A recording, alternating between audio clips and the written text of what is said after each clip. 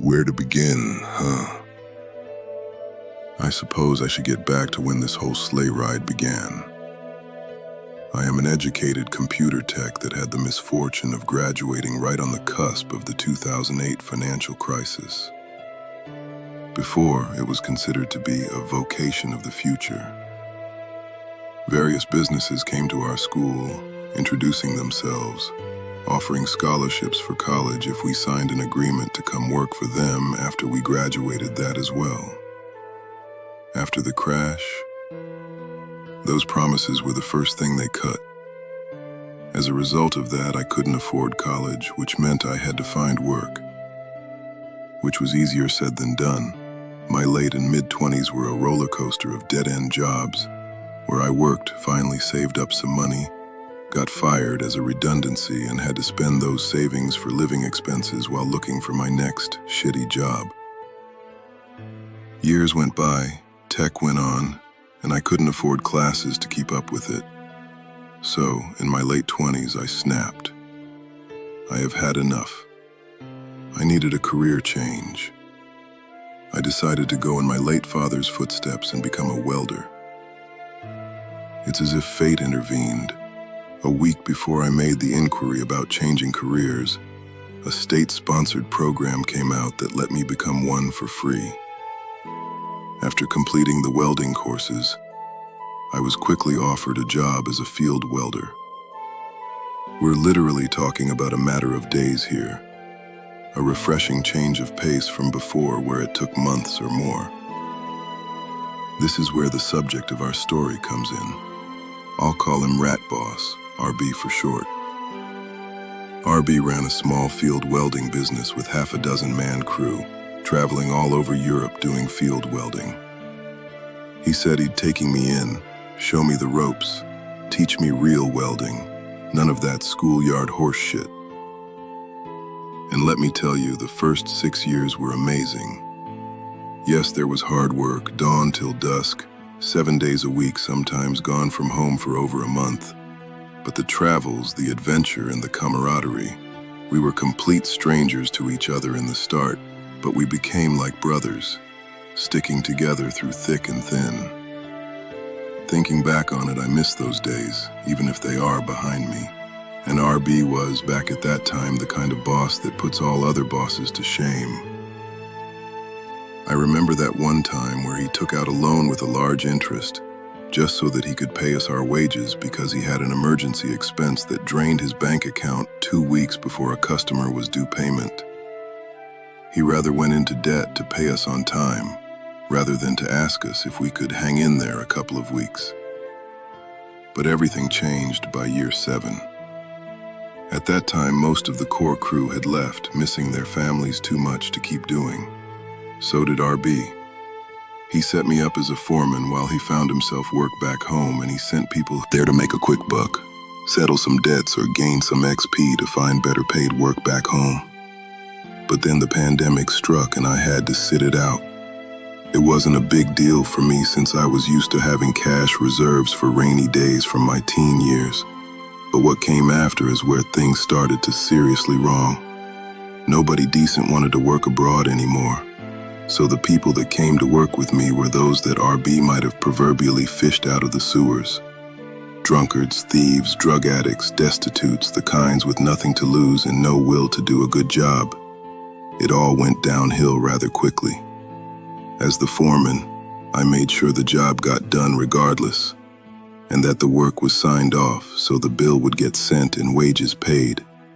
But there were constant incidents outside of work. Incidents unique to the demographic that worked with me.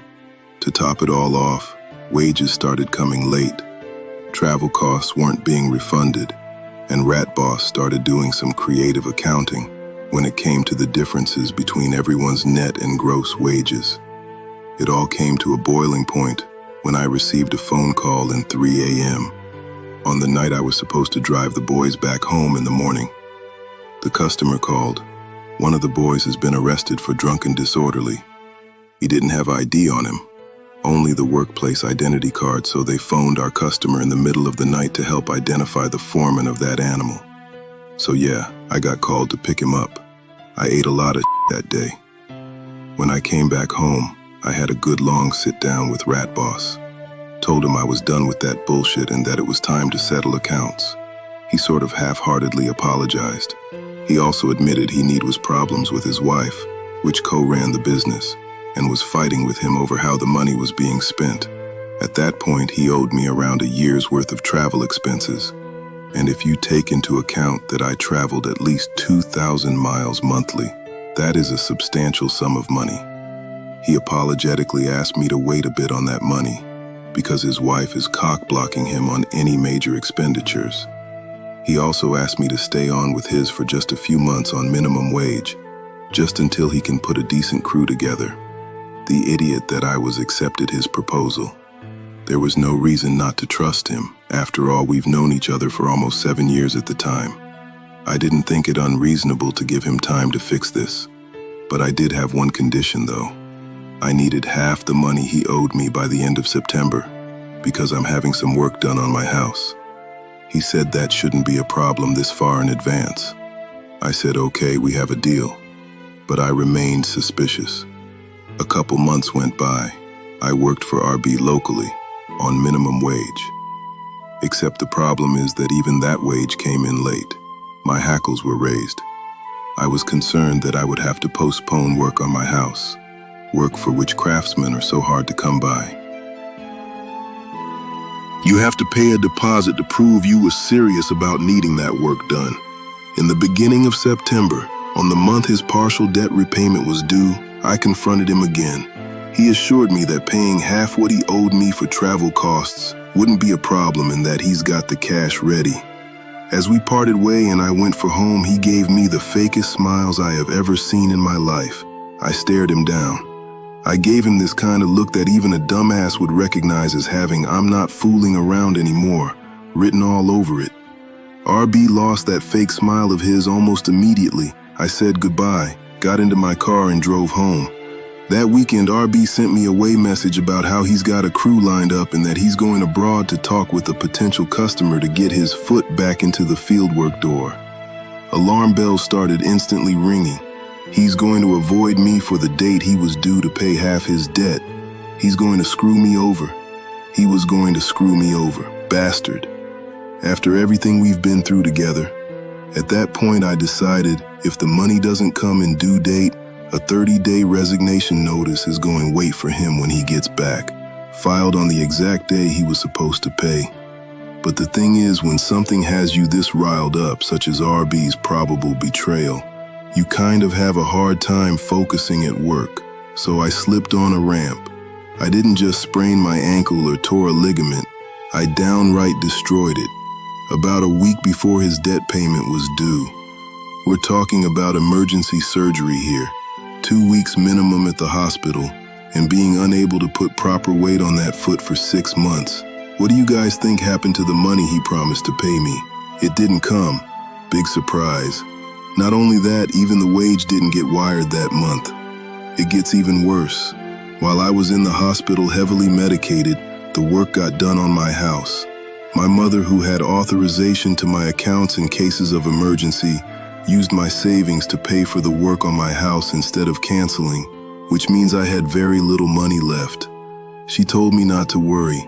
I will still get paid sick leave. I wasn't so sure.